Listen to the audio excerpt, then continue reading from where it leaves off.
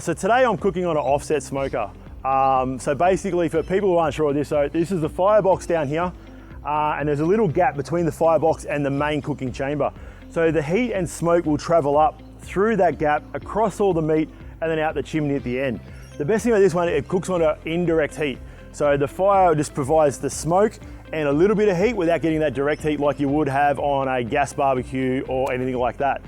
But not everyone's got one of these at home. So this one here, this Weber kettle, is actually my very first charcoal smoker. It's the very first thing my wife bought me as an anniversary present quite a few years ago. And you can cook exactly the same food I can cook on this in this one here. To a small degree, there's things we're gonna change. So I'll show you how I'd set this one up if you were going to do the same thing. All right, so this is the Weber kettle. So what I'm gonna set up today is what they call the snake method. So we'll just take this off and take off our grill. So this is my personal smoker. It's been sitting in the backyard for a while, being used. So what we'll do is we'll get some beads and we'll pour a few in.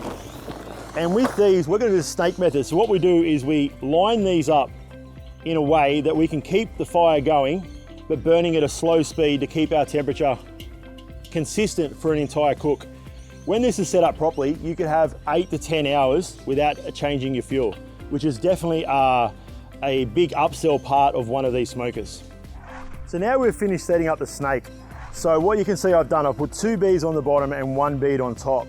So when you go to light this, you put about 8 to 10 beads in a charcoal starter, like a chimney, and light that, and you'll start them at one end. So you'll pour them all here. Then because the way these will burn, they'll burn slowly and burn in that circle around, constantly keeping a heat of around 275 degrees Fahrenheit with both vents open.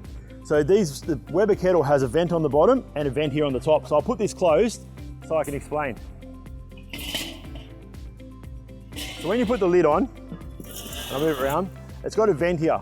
So if you keep this vent fully open, so you just spin that around, and the bottom vent fully open, it will keep you at that 275 degrees Fahrenheit for nearly the whole time. So you'll get 8 to 10 hours without having to touch anything, which makes this a lot easier to cook on.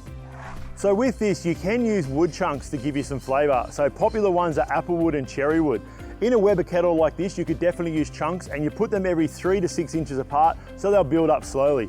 In an offset though, I generally don't use them, simply because the amount you'd have to use to get any beneficial flavor is just not worth it for the cost.